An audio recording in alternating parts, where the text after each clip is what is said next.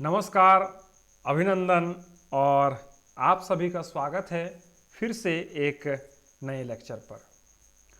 आज के इस लेक्चर में हम लोग झारखंड पॉलिटेक्निक का जो 2022 का जो एग्ज़ाम हुआ था, आप स्क्रीन पर देख पा रहे होंगे, उसका जो है क्वेश्चन पेपर हमारे पास है।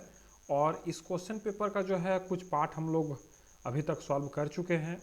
केमिस्ट्री का जो है आज हम लोग पार्ट 2 को सॉल्व करने वाले हैं। कहने का मतलब है कि केमिस्ट्री का जो 50 सवाल है, उस 50 सवाल में हम लोग 25 सवाल का जो है सॉल्यूशन कर चुके हैं। आज बचे हुए 25 क्वेश्चंस का जो है हम लोग सॉल्यूशंस करने वाले हैं। तो जिन बच्चों को अभी तक ये जानकारी नहीं है कि आपका जो झारखंड पॉलिटेक्निक का एग्ज़ाम वो 2.5 घंटे का होने वाला है और इसमें जो है कुल 150 मार्क्स के जो है क्वेश्चंस आपसे पूछे जाएंगे और 150 में मैथमेटिक्स का 50 क्वेश्चन, केमिस्ट्री का 50 क्वेश्चन और उसी तरह फिजिक्स का 50 क्वेश्चन। हर एक क्वेश्चन के लिए आपको +1 मार्क्स दिया जाएगा सही होने पर। गलत होने पर -0.25 आपको मिल सकता है और अगर आप क्वेश्चन को अनअटेम्प्ट छोड़ देते हैं तो आपको 0 मार्क्स जो है वो दिया जाएगा। यानी कि झारखंड पॉलिटेक्निक का जो एग्ज़ाम है उसमें नेगेटिव मार्किंग है और आप देख पा रहे होंगे 0.25। कहने का मतलब क्या है कि अगर आप 4 गलती कर चुके, अगर 4 क्वेश्चन को रॉन्ग कर दिए तो आपका -1 हो जाएगा, है ना। इसको बहुत कोई -1/4 के नाम से भी जो है मिस समझते हैं, है ना। तो 1/4 कहें या फिर 0.25 कहें, बात दोनों ही बराबर है। कुछ बच्चे जो है अभी क्वेश्चंस कर रहे थे, मेरे व्हाट्सएप पे जो है मैसेज वगैरह करके पूछ रहे थे कि सर पॉलिटेक्निक का जो एग्ज़ाम है वो सीबीएसई बोर्ड के स्टूडेंट्स दे सकते हैं कि नहीं दे सकते हैं। तो ये जो है मैं क्लियर कर दूं कि ये जो एग्ज़ाम है इसका एलिजिबिलिटी क्या है कि 10th पास होना चाहिए, है ना। मतलब जिस समय आपका एडमिशन होगा उस समय आपको 10th पासिंग सर्टिफिकेट, जो 10th पास का जो बोर्ड का सर्टिफिकेट है, मार्कशीट है, वो आपको दिखाना पड़ेगा। मिनिमम एलिजिबिलिटी है, उसके बाद आप कुछ भी दिखा दें, 12th के बाद भी ले सकते हैं। आगे जो है इसका मिनिमम एलिजिबिलिटी क्राइटेरिया जो है मैट्रिक पास होना चाहिए आपको, है ना। तो चलिए हम लोग शुरू करते हैं आज का सेशन। और आज का सेशन में जो है हम लोग केमिस्ट्री में 76 क्वेश्चन, केमिस्ट्री जो है कहाँ से शुरू होने वाला है तो 51 नंबर क्वेश्चन से। आप यहाँ पर देख पा रहे हैं कुछ इंस्ट्रक्शन जो है क्वेश्चन पेपर में इस तरह से दिए जाते हैं और हिंदी और इंग्लिश दोनों में ही आपको क्वेश्चन पेपर देखने को मिलेगा। ये आपका क्वेश्चन पेपर का ही सॉफ्ट कॉपी है, आप पूरी तरह से देख पा रहे होंगे। ये इंस्ट्रक्शंस जो है कुछ दिया हुआ है, इसको आप एग्जाम से पहले ज़रूर एक बार पढ़ लें।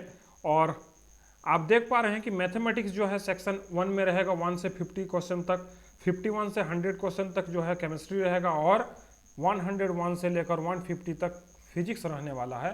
तो हम लोग 75 तक सॉल्व कर चुके थे केमिस्ट्री में। आज हम लोग 76 क्वेश्चन से जो है वो शुरू करने वाले हैं। तो 76 क्वेश्चन आज का जो हमारा पहला है वो क्या होने वाला है उसको हम लोग थोड़ा सा देखते हैं। चलिए, तो 76 क्वेश्चन जो है हमारे पास क्या होने वाला है, इस तरह का जो है 4 सेट क्वेश्चन बनाया जाता है ना। आपका एग्जाम में 4 सेट क्वेश्चन बनाया जाता है, A, B, C और D, इस तरह से करके 4 सेट एग्जाम में बनाया जाता है। लेकिन हर एक सेट का जो क्वेश्चंस रहता है वो सेम रहता है ना। हर एक सेट का जो क्वेश्चन रहता है वो सेम रहता है, बस नंबरिंग का जो है उलट फेर रहता है, ताकि बच्चे जो है वो कदाचार ना कर पाए और इससे उससे पूछ कर जो है जवाब ना लिख पाए, उसके लिए जो है इस तरह से किया जाता है। तो 76 क्वेश्चन तक हम लोग आ गए हैं और आज का 76 क्वेश्चन यानी केमिस्ट्री का 26वां क्वेश्चन जो है क्या था वो हम लोग देखते हैं। When ethylene react with hydrogen in presence of निकल कैटालिस्ट।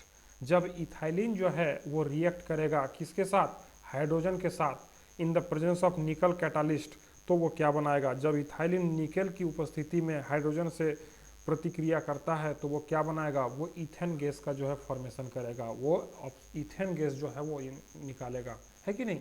तो ऑप्शन नंबर ए जो हमारा यहाँ पर है वो सही हो जाएगा, है ना। ब्यूटेन भी नहीं होगा, एसिटिलीन भी नहीं होगा और नन ऑफ दिस भी इसका आंसर नहीं होगा। तो होगा क्या, इथेन गैस का फॉर्मेशन होगा जब इथाइलिन हाइड्रोजन के प्रेजेंस मीन्स निकल के प्रेजेंस में हाइड्रोजन के साथ रिएक्ट करेगा, तब वहाँ पर इथेन गैस जो है वो इवॉल्व होगा। अगला क्वेश्चन हम लोग देखते हैं। NaCl is a crystal made of NaCl का जो रवा बना होता है किस तरह से बना होता है, तो NaCl को अगर हम लोग तोड़ने का काम करें तो Na प्लस में टूटता है और Cl माइनस में टूटता है। तो ये एक जो है हमारा पॉजिटिव आयन है और ये हमारा एक नेगेटिव आयन है। तो इससे मिलकर ही जो है हम लोग का NaCl जो मॉलिक्यूल है वो बनता है। तो यहाँ पर बी वाला ऑप्शन में ये मौजूद है, तो हम लोग बी वाला जो ऑप्शन है उसको हम लोग टिक करेंगे, है कि नहीं। तो बी वाला जो ऑप्शन है वो हम लोग का सही होगा।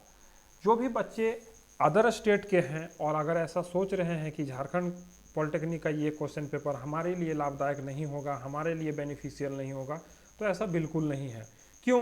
क्योंकि हर एक स्टेट का जो सिलेबस है वो लगभग सेम है, सभी का क्वेश्चन जो है यही साइंस और मैथमेटिक्स से आने वाला है। तो क्यों ये क्वेश्चन आपके एग्जाम में नहीं आ सकता है, ऐसा आपको क्यों लगता है?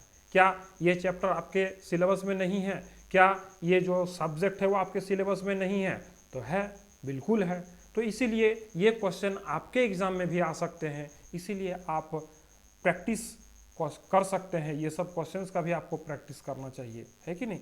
चलिए अगला क्वेश्चन देखते हैं, 78th question. If the temperature of an object is 268 kelvin, 268 kelvin, then it is equivalent to degree Celsius में इसका वैल्यू क्या होगा वो पूछा जा रहा है। यदि किसी वस्तु का तापमान 268 केल्विन में है तो इसका जो है डिग्री सेल्सियस में क्या तापमान होगा। तो हम लोग जानते हैं कि 273 डिग्री केल्विन मतलब 273 केल्विन बराबर होता है कितना, 0 डिग्री सेल्सियस, है कि नहीं। और जब हम इसमें से माइनस कर देंगे कितना, 5, -5 डिग्री सेल्सियस अगर हमारा है, मीन्स 268 केल्विन अगर है, तो हम लोग जो है -5 डिग्री सेल्सियस जो है टेम्परेचर को हम लोग 268 बोलेंगे, है कि नहीं। क्यों? क्योंकि 68 में अभी 5 हमको जोड़ना पड़ेगा, तब जाके वो 273 बनेगा, है कि नहीं। तो 5 डिग्री मतलब बिलो 5 है ना, बिलो है, कम है, 73 से कम है, 5 कम है, तो हम लोग क्या बोलेंगे, -5 डिग्री सेल्सियस, है कि नहीं। चलिए, तो -5 डिग्री सेल्सियस जो है इसका सही आंसर होगा, +5 नहीं होगा। +5 मतलब कितना, 278 केल्विन हो जाएगा, है कि नहीं। तो इसीलिए यहाँ पर -5 डिग्री सेल्सियस जो है वो सही आंसर है। अगला क्वेश्चन हम लोग देखते हैं, which of the following energy is absorbed during the change state of substance. Substance का जो है किसी अवस्था में परिवर्तन, किसी पदार्थ द्वारा अवशोषित की गई ऊर्जा को हम लोग क्या बोलते हैं, तो उसको हम लोग, जैसे कि मान लेते हैं कि कोई एक सब्सटेंस है जो सॉलिड में है और वो लिक्विड में चेंज होना चाह रहा है, या फिर लिक्विड से अगर गैस में चेंज होना चाह रहा है, तो इस दरमियान जो एनर्जी का कंजम्पशन होगा, जो एनर्जी, जो ऊर्जा का खपत होगा, उसको हम लोग लेटेंट हीट के नाम से जानते हैं, उसको हम लोग लेटेंट हीट के नाम से जानते हैं, गुप्त ऊष्मा के नाम से जानते हैं, है कि नहीं, गुप्त ऊष्मा के नाम से जानते हैं, ठीक है। चलिए आगे बढ़ते हैं। अगला क्वेश्चन है हमारे पास, during the summer days water kept in an earthen pot becomes cool because of the phenomenon। ग्रीष्म काल में घड़ा में रखा पानी ठंडा हो जाता है, किस कारण से ऐसा होता है। तो देखिए, घड़ा जो होता है, वो जो घड़ा होता है, घड़ा का जो है इस सब में जो है, मीन्स सरफेस में जो है ये छोटा छोटा छेद होता है, छोटा छोटा छिद्र होता है ना, छोटा छोटा छिद्र होता है, ये पोरस होता है, ठीक है। तो इससे कंटिन्यूअसली जो है ये पानी जो है वो रिश्ता रहता है थोड़ा थोड़ा, है ना। तो इसके सरफेस में जो पानी आता है वो यहाँ का हीट का कांटेक्ट में आने से वो क्या होता है, इवोपोरेट हो जाता है कि नहीं। और इस तरह से जो अंदर का पानी है वहाँ तक हीट नहीं पहुँच पाता है, तो वो जो है ठंडा हो जाता है। तो ये इवोपोरेशन के कारण जो है, इवोपोरेशन के कारण क्या हो रहा है, वाष्पोत्सर्जन के कारण जो है ये ठंडा रह रहा है कि नहीं। वाष्पोत्सर्जन के कारण जो है ये ठंडा रह पा रहा है, due to the evaporation phenomenon, ठीक है। चलिए आगे बढ़ते हैं अगले क्वेश्चन की ओर। 81वां नंबर क्वेश्चन जो है वो, the correct sequence of converting 25 degree Celsius, 38 degree Celsius and 66 degree Celsius into kelvin. Kelvin में हमको कन्वर्ट करने के लिए क्या करना पड़ता है, 273 डिग्री मतलब 273 केल्विन पर अगर 25 हम ऐड कर दें, है ना, तो वो केल्विन में चेंज हो जाएगा, है ना। तो केल्विन में चेंज हो जाएगा। देखिए 298 सबसे पहला होना चाहिए। तो देखिए ऑप्शन नंबर ए और बी और सी में तीनों में मौजूद है, ये ए बी और डी में मौजूद है ना। तो चलिए ये ऑप्शन कट गया, सी नहीं होगा। उसके बाद देखते हैं 273 प्लस 38 है ना। तो ये 8 3 11 का एक हाथ में, 1 7 3 10 11 का एक हाथ में, 1 311, मतलब 311 डिग्री सेल्सियस जो है इसका होगा। 311 डिग्री सेल्सियस नहीं, 311 केल्विन, है ना। ये सब केल्विन में हो रहा है। तो केल्विन 311 किस में है, देखिए ए वाला ऑप्शन में है, बाकी किसी में 311 केल्विन नहीं है। तो इसीलिए ऑप्शन ए नंबर जो है हम लोग का सही हो जाएगा, है ना। इसीलिए ऑप्शन ए जो है हम लोगों का सही हो जाएगा। ठीक है, बढ़ते हैं अगले क्वेश्चन की ओर। अगला क्वेश्चन है which of the following is not an element. एक एलिमेंट इसमें से कौन नहीं है कि नहीं। ग्रेफाइट जो है एक एलिमेंट है क्या। ग्रेफाइट एक एलिमेंट है, क्यों, क्योंकि ये कार्बन से मिलकर बना हुआ है, सिर्फ और सिर्फ कार्बन से। जर्मेनियम भी एक एलिमेंट है, सिलिकॉन भी एक एलिमेंट है कि नहीं। जबकि सिलिका जो है वो एक एलिमेंट नहीं है, इसका मॉलिक्यूलर फार्मूला होता है SiO2, सिलिका, है कि नहीं। इसीलिए सिलिका जो है इसमें एक एलिमेंट नहीं है ना। सिलिका जो है यहाँ पर एक एलिमेंट नहीं है।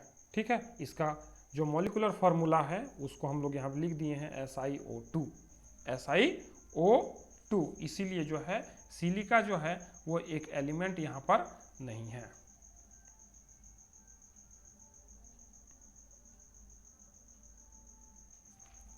चलिए आगे बढ़ते हैं अगले क्वेश्चन की ओर। अगला क्वेश्चन है हमारे पास 83 number question, which one of the following is not an a metalloid. इनमें से कौन सा जो है वो एक मेटालॉइड नहीं है। मेटालॉइड कहने का मतलब क्या है कि ना तो वो मेटल है पूरी तरह से और ना ही पूरी तरह से नॉन मेटल है ना। तो इन दोनों का बीच बीच में जो रहता है उसी को हम लोग मेटालॉइड बोलते हैं। उसको हम लोग क्या बोलते हैं, मेटालॉइड बोलते हैं। तो देखिए गैलियम जो है वो एक मेटालॉइड है यहाँ पर, है कि नहीं। बाकी जो भी है यहाँ पर जर्मेनियम है, सिलिकॉन है ना, ये सब जो है नॉन मेटल के कंडक्टर में, नॉन मेटल के कैटेगरी में आता है कि नहीं। तो गैलियम जो है वो एक नॉन मेटालॉइड है यहाँ पर। ठीक है, चलिए अगला क्वेश्चन पर चलते हैं। 84 नंबर क्वेश्चन जो है which of the following are a compound. निम्न में से कौन सा एक कंपाउंड है, इनमें से कौन सा यौगिक है, यौगिक कौन सा है तो बताना है। तो इनमें से देखिए ये भी जो है ये यौगिक है, ये भी यौगिक है, तो हम लोग मोर देन वन वाला जो चूज करेंगे ऑप्शन, है ना, एक से अधिक इसमें जो है यौगिक है। ठीक है, चलिए one of the following substance is neither a good conductor of electricity nor an insulator, this substance is called. जो कि एक गुड कंडक्टर भी नहीं होता है और एक इंसुलेटर भी नहीं होता है, तो वो जो है वो कौन सा है इसमें से, तो वो है जर्मेनियम, है ना, वो है जर्मेनियम। यहाँ पर जर्मेनियम जो है वो एक ना ही गुड कंडक्टर ऑफ इलेक्ट्रिसिटी है और ना ही इंसुलेटर है, वो है कि नहीं, जर्मेनियम उसको हम लोग बोलेंगे। ठीक है, अगला जो है which one of the following is not a chemical change. इनमें से कौन सा जो है वो एक रासायनिक परिवर्तन नहीं है। फॉर्मेशन ऑफ कॉर्ड, दही का जमना जो है वो एक रासायनिक परिवर्तन है। रिपेनिंग ऑफ बनाना, केले का पकना जो है ये भी एक रासायनिक अभिक्रिया है। सी वाला जो है, ए नहीं हुआ, बी नहीं हुआ, सी सब्लिमेशन ऑफ नेप्थलीन, नेप्थलीन का ऊर्ध्वापातन जो है ये एक फिजिकल प्रोसेस है, केमिकल चेंज नहीं है, रासायनिक प्रतिक्रिया नहीं है, रासायनिक परिवर्तन नहीं है कि नहीं। डी जो कोरोजन है वो एक रासायनिक प्रक्रिया है। ठीक है, कोरोजन मतलब फोटो फ्रेम में जंग लगना जो है वो एक क्या है, रासायनिक अभिक्रिया है। तो इसीलिए ऑप्शन नंबर सी जो है नेप्थलीन का ऊर्ध्वापातन, सब्लिमेशन ऑफ नेप्थलीन, ये क्या होगा हम लोग का राइट आंसर होगा। चलिए अगले क्वेश्चन की ओर बढ़ते हैं।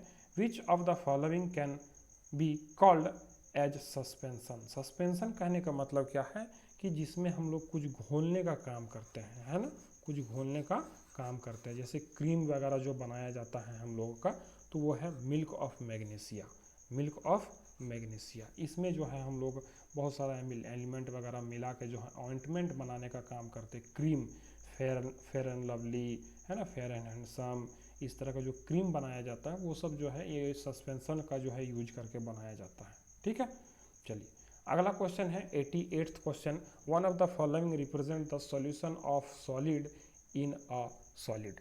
कौन सा ऐसा जो है यहाँ पर दिया गया है जिसमें हम लोग बोल सकते हैं कि सॉलिड का जो है वो एक मिश्रण है, वो जो है एक मिश्रण है।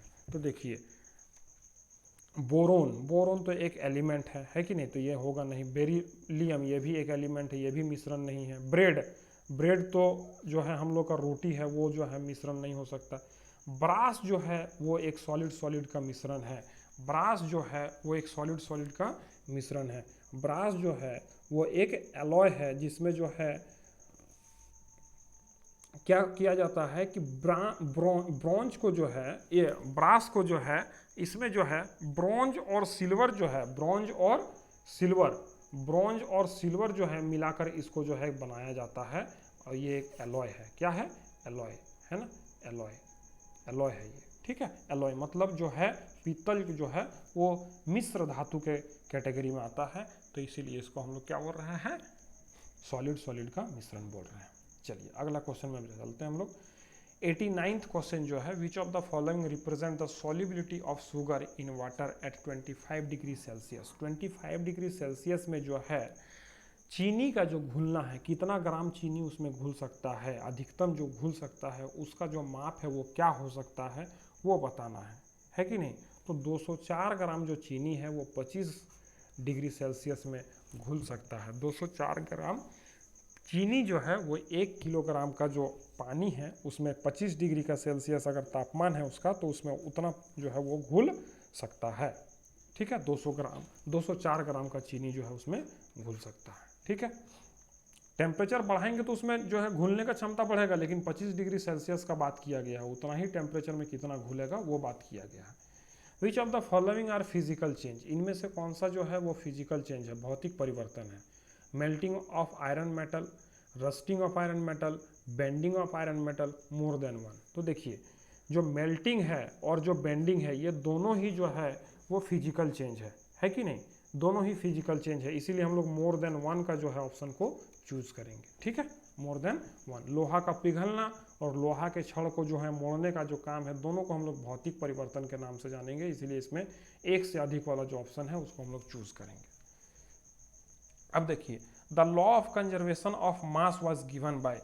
Law of conservation of mass, जब जो है हम लोग कोई एक रासायनिक अभिक्रिया करते हैं, तो जैसे कि ए और बी मिलकर एक कंपाउंड बनाया है ना, ए बी, तो इस ए बी का जो मास होगा उस इस ए और बी का जो मास के बराबर होगा। इस लॉ को जो है बताने वाला कौन थे?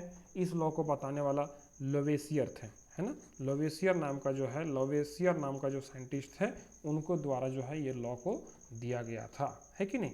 अभी चलिए अगला क्वेश्चन 92 वाला जो है, in water the proportion of oxygen and hydrogen by mass is.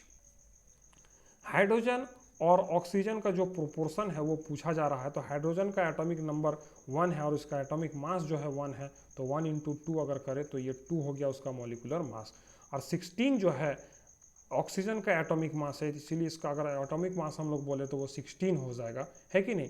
तो अगर हम लोग बात करें हाइड्रोजन और ऑक्सीजन और हाइड्रोजन का जो है अनुपात का बात करें तो 8:2 है ना, तो 8/1 मतलब 8:1 जो है 8:1 जो है इसका क्या हो जाएगा, अनुपात हो जाएगा मास का, है कि नहीं।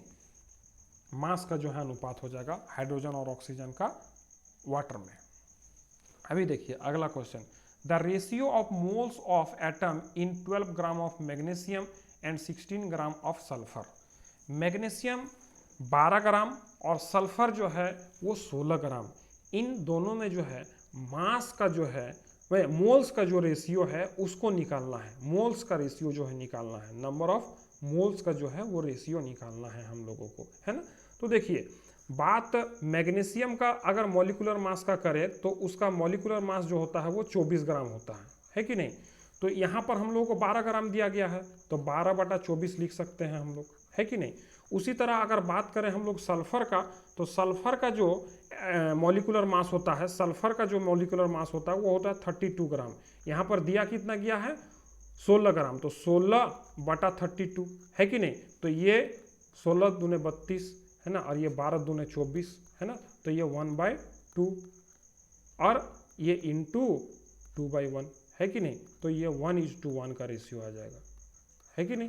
क्यों? क्योंकि देखिए 1/2 को जब डिवाइड करेंगे हम 1/2 से, है ना, तो वो कट पीट के जो है 1:1 आ जाएगा। दैट इज सी वाला जो ऑप्शन है वो हम लोग का सही होगा। ठीक है, सी वाला जो ऑप्शन है वो हम लोग का यहाँ पे सही होगा। ठीक है, सी वाला जो ऑप्शन है। अगला क्वेश्चन जो पूछा जा रहा है, which of the following has the maximum number of atoms. किन में जो है मैक्सिमम नंबर ऑफ एटम्स है ये बताना है यहाँ पर, है कि नहीं। मैक्सिमम नंबर ऑफ एटम किस में है वो बताना है। तो देखिए मैक्सिमम नंबर ऑफ एटम कहाँ पर है,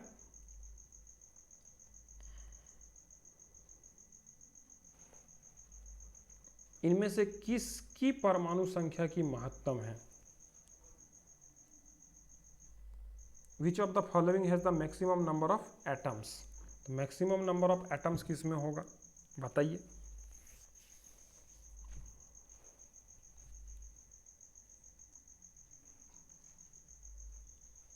बताइए आप लोग, थोड़ा सा सोच कर बताइए। तो अगर आप लोग कैलकुलेशन करेंगे नंबर ऑफ एटम्स का, तो इसमें जो है 18 ग्राम ऑफ मीथेन में सबसे ज़्यादा एटम जो है वो आने वाला है, इसीलिए हम लोग ऑप्शन डी के साथ चलेंगे, है कि नहीं। ऑप्शन डी के साथ चलेंगे, CH4 इसमें जो है सबसे ज़्यादा जो है एटम्स है। चलिए अगला क्वेश्चन बढ़ते हैं। एन एटम इज, एक एटम जो है परमाणु क्या होता है, तो वो पॉजिटिवली चार्ज होता है, नेगेटिवली चार्ज होता है, या फिर न्यूट्रल होता है। तो वो न्यूट्रल होता है। क्यों? कि उसमें जो नंबर ऑफ इलेक्ट्रॉन और नंबर ऑफ प्रोटॉन की जो संख्या होती है वो बराबर होती है, इसीलिए जो है वो न्यूट्रल स्टेट में पाया जाता है कि नहीं। 96 वाला क्वेश्चन जो है, which of the following is the correct electronic configuration of sodium. Sodium का जो है करेक्ट इलेक्ट्रॉनिक कॉन्फ़िगरेशन क्या है, तो सोडियम का जो एटॉमिक नंबर है, सोडियम का जो एटॉमिक नंबर है वो है 11, है ना। तो 2, 8 और 1 इसका जो है इलेक्ट्रॉनिक कॉन्फ़िगरेशन होगा, दैट इज ए वाला ऑप्शन में जो है हम लोग का मौजूद है। तो ए वाला जो ऑप्शन है वो सही होगा, 2, 8, 1। ठीक है, चलिए अगला क्वेश्चन चलते हैं। 97th question, the first model of an atom was given by. First model जो है एटम का किनके द्वारा दिया गया था ये पूछा जा रहा है।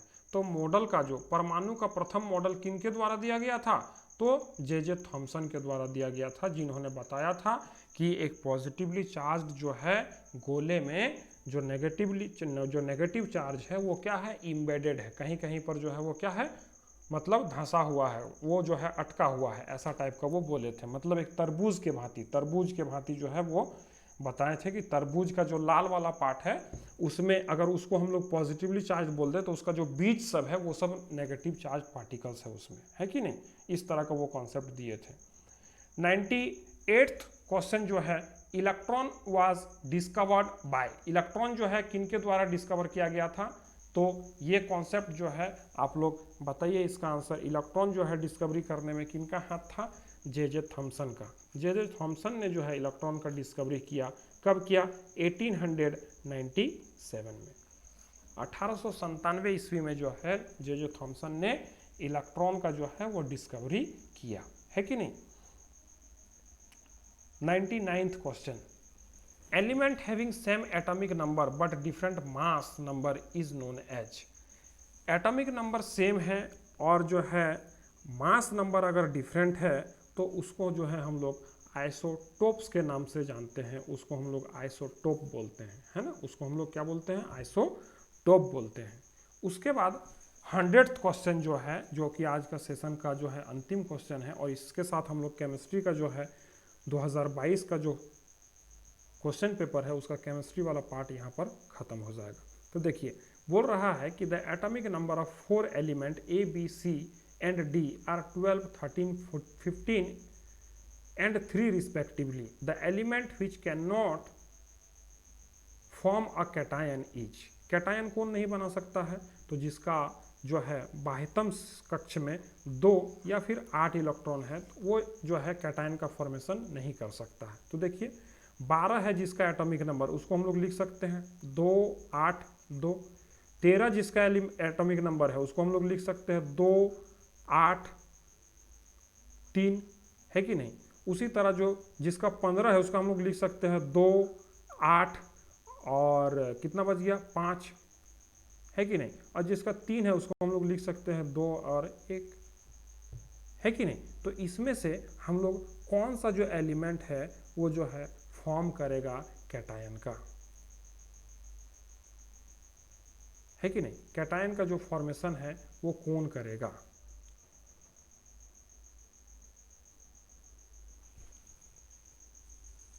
कौन करेगा बताइए।